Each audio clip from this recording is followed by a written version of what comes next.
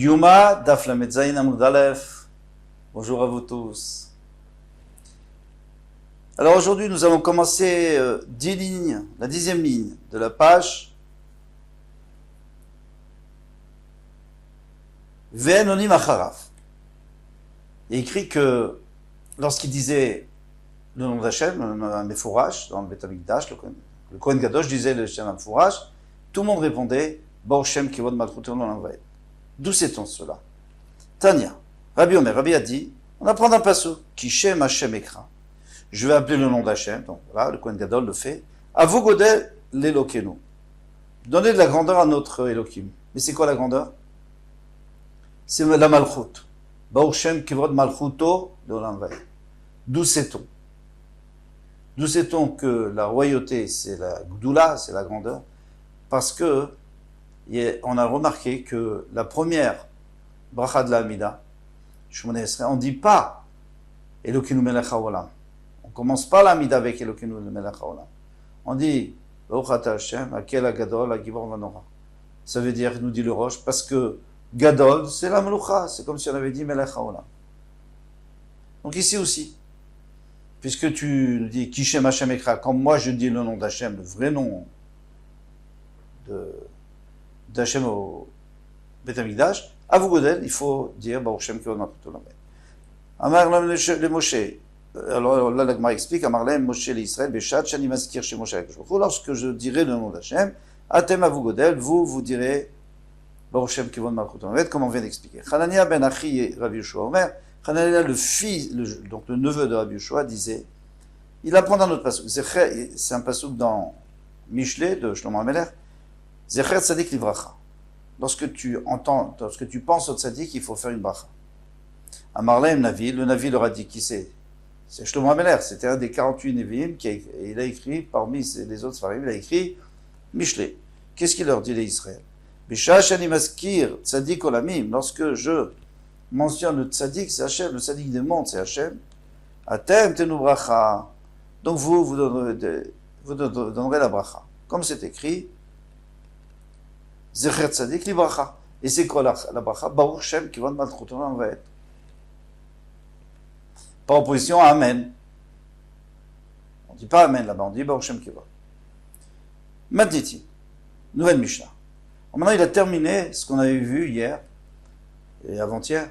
On avait vu qu'il était allé entre le Mizbeach et le Oulam. Donc, au nord, il restait au nord un petit peu, au nord, c'est-à-dire vers le nord du Mizbeach, le morceau qui est au nord, et à l'ouest, bien sûr. Maintenant qu'il a fait son vidouille, il revient en arrière. Balol et Mizrach Hazara, il revient vers l'est, c'est-à-dire l'entrée. Charnikanor, c'est là où l'attendent les deux Seirim, les deux boucs. Les Tzafon à Mizbeach. Donc, les Mizrach Hazara, les Tzafon à Mizbeach, ça veut dire au nord du Mizbeach, Asgan Mimino, c'est-à-dire vers l'est, mais toujours dans le nord, parce qu'il faut toujours rester au nord pour pouvoir tirer au sort. Asgan Mimino, le second, c'est-à-dire celui qu'on avait préparé au cas où il serait tamé et qui prendrait sa place, le second, il a sa droite. Rosh Betav et le dirigeant du Betav, parce qu'il y avait chaque jour, il y avait un groupe de Kohanim qui travaillait, et ce jour-là, il y a aussi un groupe qui sont là. Eh bien, le Roche, il est à sa gauche. Vesham Shte Seirim, là-bas, il y avait deux Seirim. Vekalpi, Aitasham, il y avait un Kalpi. Kalpi, c'est une urne. Ou Bashte Goralot. Et dans l'urne, il y avait deux plaques sur lesquelles il y avait écrit. Un, c'est écrit l'Hachem, pour Hachem, un, c'est écrit l'Azazel, bouc émissaire. Shelesh Keroa Hayu. C'était du hêtre, c'était du bois de hêtre, c'est du très beau bois, pas trop foncé, pas trop clair, nous disent les Mfarshim. Ve'asan ben Gamla, Shelzav, et ben Gamla qui était un Kohen, qui était monté par l'argent, puisque sa femme, très riche, elle s'appelait,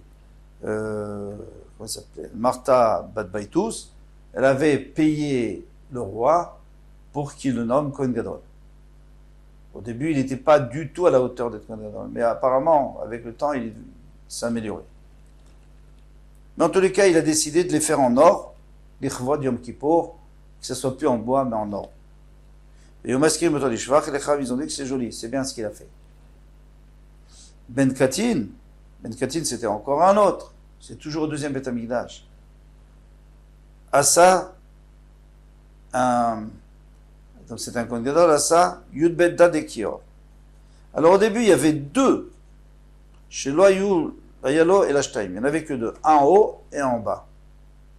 Un en haut au début, quand il y a beaucoup d'eau, et un en bas quand il n'y a plus tellement d'eau. On va voir ça plus tard dans le Gemara. Et maintenant, pourquoi il en a fait 12? Pour que les Kohanim, il y a 12 Kohanim, puissent se laver en même temps. On va voir tout ça. Il a aussi fait une poulie pour faire monter et descendre le kior, parce que le kior est plein. La nuit arrive, si le kior, donc c'est un keli charet, c'est un keli du Beth Amikdash, tout ce qui est à l'intérieur c'est kadosh, même l'eau, et si ça passe la nuit, eh bien ça devient pas saoul. Donc on ne pourra plus utiliser cette eau. Alors qu'est-ce qu'on faisait tous les soirs? On le faisait redescendre dans le puits, et donc c'était mélangé avec l'eau du puits, là-bas, puisque c'est en contact avec la terre, ça ne peut pas devenir pas saoul, et on le remontait le matin. Chez Belina, pour pas que les eaux deviennent pas saoules en passant la nuit. Mounbaz Ameler. Alors Mounbaz Ameler, c'est un tzaddik, et c'est un descendant des Chashmonaïm. Haya Ose Kol Yadot Akelim Shel Yom HaKippurim Shel Zahav. Tous les anses, les manches, il les a fait en or. Alors, il faudra comprendre pourquoi il n'a pas fait aussi les kelim, ça on verra plus loin. Il est né Imo, il est né sa mère, c'est une grande tzaddiket aussi. Astan Ivreshet Shel Zahav El Petach Haechal. Elle a fait une menorah en or, en haut, qui va briller au lever du soleil, on verra. Ve'afi Astan Tavla Shel Zahav Chez Parashat Sota Ktuva Alea. À part ça, quand il y a une sota, c'est-à-dire une femme qui a peut-être trompé son mari, on a l'impression, on a des présomptions, donc on écrit toute la paracha de sota, on la trempe dans l'eau, et puis cette eau-là qui se mélange avec l'encre, elle boit cette eau, elle la boit, et si elle a fauté, elle explose. Eh bien, avant, on était obligé de sortir un Sefer Torah pour copier sur ce parchemin qu'on va effacer. Eh bien, elle a fait des tablettes en or sur laquelle une plaque en or sur laquelle on avait écrit la paracha de Sota. Nicanor, alors tout le monde connaît Nicanor, Char Nicanor, c'est les deux portes à l'entrée du Beth Amikdash. Nasu Nissim Nidlatotaf, il y a eu des Nissim parce que ils voulaient les jeter à la mer. Les marins voulaient les jeter à la mer, tout ça on verra plus loin. Vayom Askim Otole Shevach, et bien sûr on a dit qu'il était extraordinaire parce qu'il s'était sacrifié pour les portes. Gemara. Puisque on nous a dit que le Kohen il revient vers le Tzafon à Misbeach, vers le nord. Mikla de Misbeach laf betzafon kaye. Donc le Misbeach il n'est pas au nord, parce que si tu me dis au nord du Misbeach, ça veut dire que le Misbeach n'est pas au nord, parce que sinon c'est vers le Misbeach, c'est pas vers le nord du Misbeach. Quand il dit le nord ici, il veut dire la partie qui est sur le côté du Misbeach vers le nord. Mané Rabbi Eliezer ben Yaakov. Mané, qui a dit ça? Rabbi Eliezer ben Yaakov, c'est sûr que c'est Rabbi Eliezer ben Yaakov. Détania. Parce qu'on a une braïta qui nous dit, à propos de Korbanola, Veshachat Oto Alirech HaMizbeach Tzafona Lifnei Hashem. Il doit lui faire la shrita sur le côté du Misbeach, au nord, devant Hachem. Alors, comme on a expliqué au début, pas au début, hier ou avant-hier, c'est qu'au nord du Misbeach, puisque le Misbeach est au sud, tout ce qui est au nord, c'est les abattoirs. C'est les anneaux, les tables, tout ça pour faire la shrita et dépecer. Maintenant, d'où sait-on cela? Parce qu'il y a écrit Tsefona Lifnei Hashem. Il ne fallait pas dire Tsefona Lifnei Hashem.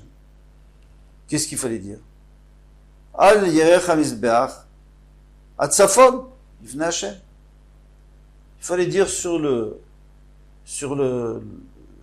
côté du Misbeach qui est encore au nord, parce que la majorité est au sud, il y a une partie au nord, d'après nous. Il fallait dire ça. Et là, qu'est-ce qu'on a dit? Tsefona, c'est-à-dire après le Misbeach, vers le Tzafon, ça veut dire que le Misbeach n'est pas au Tzafon. Shiet Safon Kulopano, il dit Rabbi, les Ben Yaakov. Sur le port de Rabbi Yaakov et les Ben Yaakov, c'est tout vide, il n'y a pas de misbéach au Safon du tout. C'est-à-dire que le misbéach, il est complètement au sud, et dans la moitié nord, il n'y a pas de misbéach. On a déjà vu ça dans la Shkalim, on a vu qu'il y avait tout un calcul pour savoir est-ce que le misbéach arrive un peu dans le nord ou pas. C'est la marque. La nous dit Rabbi Shimon Hi. Pourtant, avant-hier, on avait vu dans la Risha de la Mishnah. Mishnah d'avant, on a vu que ça va d'après Rabbi Shimon. Pourquoi? Parce qu'on avait dit que le Kohen Gadol, il devait prendre son parachatat, son bœuf, et on devait lui apporter entre le misbéach et le Kodesh.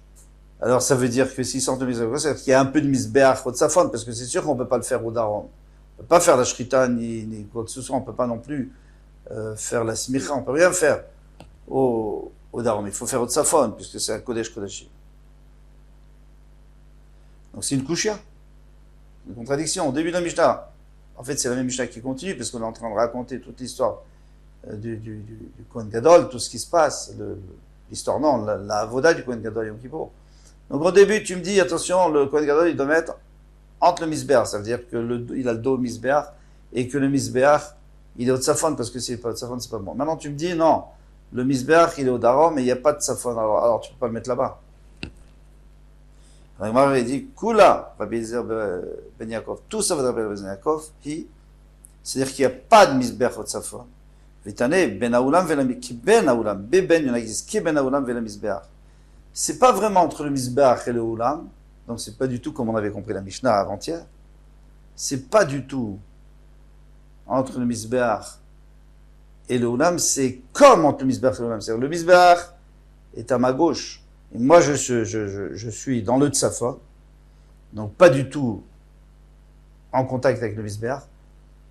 Et j'ai face à moi, et d'ailleurs le Korban aussi, face à moi, on a le Kodesh Kodashim, c'est-à-dire le Maharav. Alors, on a mentionné le misbéach pour dire qu'à partir de la fin du misbéach, mais pas au milieu du misbéach, c'est-à-dire sur le côté nord qui donne sur le misbéach, c'est sur le côté nord qui est plus proche du oulam, c'est-à-dire après le misbéach, c'est pour ça. Mais il n'a pas le dos au misbéach, parce que le misbéach, c'est au sud. Comme ça, il veut répondre. Maintenant, on continue. Asgan Bemino, le second, il était à sa droite, comme on a vu dans la Mishnah. Rosh Betav Vismolo, à sa gauche. Amrav Yehuda Amelech les Min Rabo. Alors maintenant, il faut comprendre comment est-ce qu'il peut être à la droite et comment est-ce qu'il peut être à la gauche. Est-ce qu'on a le droit d'aller? Le Kohen Gadol, c'est leur Rav, bien sûr, c'est des Kohanim, eux, et c'est leur Rav. Toujours le Kohen Gadol est beaucoup plus élevé que les autres. Sauf exception, malheureusement, quand ils ont payé. Mais normalement, le Kohen Gadol, il doit être c'est leur Rav. Donc ils doivent le respecter. Alors, Amelech les Min Rabo, Rezebour, quelqu'un qui va à droite de son maître, c'est un bourg. Bourg, c'est-à-dire qu'il ne sait rien, il ne sait pas comment on se conduit. Ça ne se fait pas du tout. Parce que tu te mets à égalité avec lui. Alors ici, on nous dit, Nan, Asgan Bemino, Verosh Betav Vismolo. Alors ça ne va pas. Quoi, ça veut dire qu'il est un bourg, le Sgan? Mais non. Alors, il aurait choisi comme Kohen Gadol de remplacement. Veod. On a vu encore un autre endroit, Tania. S'il y a trois qui vont en chemin. Aravem, ça le Rav est au milieu. Gadol Bemino, le plus important, il va à sa droite, parce que c'est plus chachouf. Vekatan Mismolo. Et le moins à sa gauche. Donc encore une fois, tu vois, c'est pas vrai ce que tu m'as dit. Tu m'as dit qu'il ne faut pas aller à droite de son Rav. Vechel Matzinu Bishlo. À sa gauche aussi. Vechel Matzinu Bishlo Shamalach. Non, pour l'instant, on parle de la droite. Attention, on a trouvé les trois Malachi Hacharet qui sont venus chez Avraham Avinu en tant des vers de Bédouin, mais c'était des Malachim. Shebaou Etzel Avraham, Michael Be'emsa, Michael au milieu. Gabriel à sa droite, Yemino parce qu'il est plus important que Raphaël, Raphaël Bismolo. Alors quoi, tu veux dire qu'ils ne savent pas comment il faut faire? Targuma, Rav et Shmuel, Rav Shmuel Bar Papa, Kamede Ravada, Rav Shmuel Bar Papa, il a dit devant Ravada, j'ai une réponse. Quand est-ce qu'on a dit? Et qu'est-ce qu'on a dit qu'ils sont à droite et à gauche? C'est-à-dire il y en a un qui est derrière à droite et un qui est derrière à gauche, mais pas sur le côté. Vatania Melech Keneged Rabo, pourtant une braïta qui dit exactement le contraire, il dit si tu vas devant ton maître à Rezebourg, c'est complètement bête, et tu comprends pas, ça se fait pas du tout. Achori Rabo, mais même si tu vas derrière, Arizé Migas et Arouar. C'est-à-dire que c'est de l'orgueil, pourquoi? Parce que tu dis, bon, moi je ne me mets pas de côté, parce que s'il a besoin, vas-y, toi tu t'occupes de lui. C'est-à-dire que moi je suis trop important pour m'occuper, pour le servir. Alors s'il a besoin, mets-toi là, moi je ne me mets pas. Ça aussi c'est pas bien. Alors je comprends pas. Une fois tu nous dis à côté, du côté c'est pas bien, une fois tu nous dis côté derrière c'est pas bien, devant c'est pas bien. Alors où est-ce qu'il faut se mettre? Des mitzadeh d'azdoudé. Donc la réponse elle est simple, c'est qu'en réalité il faut se mettre un peu en arrière, mais sur le côté, dans le coin. C'est-à-dire on n'est pas complètement derrière, au point où les gens derrière ne voient plus le Rav, ils voient que moi. On n'est pas devant, ça c'est sûr. On n'est pas sur le côté parce que c'est pas bien. Alors où est-ce qu'on est? On est juste sur le côté, à l'arrière. Voilà comment termine cette Gemara. Tanoura Bana. Vekalpi, Aitacham, ou Bashte Goralot. Alors on avait dit qu'il y avait deux Goralot. C'est quoi les deux Goralot? Echad Lachem, Echad Lazazel. Deux plaques. Tanoura Bana. Venatan Aaron Al-Shte Seirim Goralot. D'une part, il est écrit qu'Aaron, il met sur les deux boucs, un Lachem et un pour l'Azazel, il met des Goralot. On a l'impression. Alors on va voir, on continue. Goralot, Shel Kol Davar. Déjà, tu peux utiliser n'importe quel matériau, puisqu'il n'y a pas écrit que c'est en or. Lui, il l'a fait en or pour rajouter, mais Ben Gamla, c'était. Yachol iten shnaim alze, veshnaim alze. Alors moi, je te dis, puisqu'il y a écrit Goralot, tu mettras des Goralot sur les Seirim, c'est-à-dire deux sur chacun, puisque Goralot sur pluriel. Talmud Lomar, Goral echad l'Hashem. Non, il y a un seul Goral pour Hachem. Et Goral chel l'Azazel. En kan l'Hashem et la Goral echad. Pour Hachem, il n'y a qu'un Goral, t'en mets pas deux. Ven kan l'Azazel et la echad, tu mets qu'un pour Azazel. Alors bien sûr qu'il ne regarde pas, hein. Il prend l'un à gauche, un à droite, et il met sur... Ça s'appelle un Goral. J'ai un tirage au sort pour savoir lequel pour Hachem, lequel pour Azazel. Il m'a dit, Yachol iten shel Shem, shel Azazel. Il dit, maintenant moi j'ai un chagrin, quelque chose qui me chagrine. Toi tu me dis d'une part qu'il y a un pour Azazel et un pour Hachem. D'accord, très bien, j'accepte, il n'y en a que deux en tout. Mais j'ai vu qu'on mettait des goralotes. Alors pour moi, il en faut deux par bête, c'est pas possible. Alors qu'est-ce que tu fais? Tu mets les deux sur la bête de droite, et après tu mets sur la bête de gauche. Les deux, les mêmes deux. Et là on a tout résolu. Ah oui, maintenant comment on sait lequel pour Hachem, lequel pour Azazel? Eh bien, il a qu'à décider le Kohen. Alors, Yachol iten shel Shem veshel Azazel alze, peut-être qu'il mettrait celui du Shem et celui d'Azazel sur un, veshel Shem veshel Azazel alze, et sur l'autre aussi, après sur l'autre. Talmud Lomar, Goral echad. Il faut mettre un seul Goral sur chacun, l'Hachem. Il rajoute les parenthèses pour comprendre. Talmud Lomar, Goral echad l'Hachem, il y en a pour Hachem. En kan Hachem et la echad. Il n'y en a qu'un sur celui d'Hachem. Ven kan Azazel et la echad, et sur Azazel, il n'y en a qu'un. Alors pourquoi tu m'as dit au début Goralot? Parce qu'il reste toujours en contradiction. Shiu Shavin, il faut qu'ils soient égaux. Shelo Yaseh Echad Shel Zahav, il ne faut pas qu'il en fasse un en or, Vechad Shel Kesef. Echad Gadol, Echad Katan, un grand et un petit. On peut très bien comprendre, parce qu'après c'est plus un tirage au sort, puisqu'il sait très bien lequel est grand, lequel est petit. Ou en or ou en bois. Goralot Shel Kol Davar. On nous a dit au début que le Goral, c'est n'importe quoi, on peut utiliser n'importe quel matériau. Pshuta, bien sûr, pourquoi pas. Il y a écrit du part que ça doit être de l'or. L'or. On a quand même besoin, l'Erdétané, comme on a enseigné, les filles chez Matsinu Betzitz. On a vu que le tzitz, chez Hachem Katovala, il y a le nom d'Hachem dessus. Veuchel Zav, et c'est en or. Yachol Avze, Ken, ainsi aussi. Parce que sur celui de l'Hachem, il y a écrit l'Hachem. Alors c'est exactement comme le tzitz, donc il faut que ça soit l'or. Et puisqu'on a dit qu'ils doivent être égaux, donc ils doivent être égaux. Donc celui d'Azazel aussi, ça sera en or. Talmud Lomar, Goral, Goral. Il y a écrit deux fois Goral. Pourquoi? Goral Hashem, Goral Nazal, il aurait pu dire Goral Hashem, Vela Azazel, Ola Azazel, Vela Azazel. Riba, il a voulu nous dire Goral, n'importe quel Goral, n'importe quel, tu utilises quel matériau que tu veux. Riba Shel Zaïd, tu peux utiliser de l'olivier. Riba Shel Egos, du noyer. Riba Shel Eshkeroa, et tu peux utiliser de l'être, comme on a dit que c'était plus joli. Ben Katin, Asa, Shtem Asar, Dadekior, il a fait 12 robinets pour le kior. Tana, pour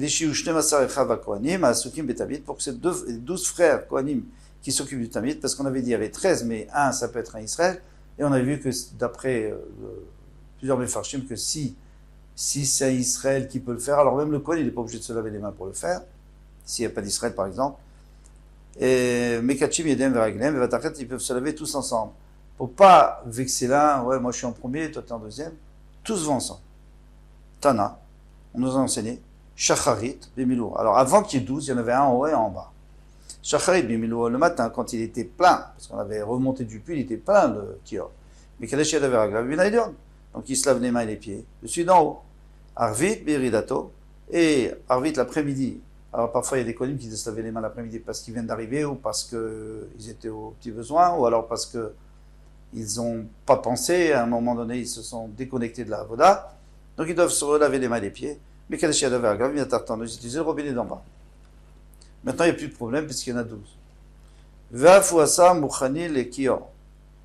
Et pour terminer, il a fait aussi Mouchni, des Kior. Il a fait une poulie. Maï Mouchni, qu'est-ce que c'est que la poulie? Marabaye, Gilgela, une roue d'Ave Meshakale pour le faire descendre la nuit, comme on a expliqué dans la Mishnah, pour pas qu'il soit pas saoul, parce qu'il a passé la nuit. Magnifique. À demain, Bezrat Hashem, Kol Touf.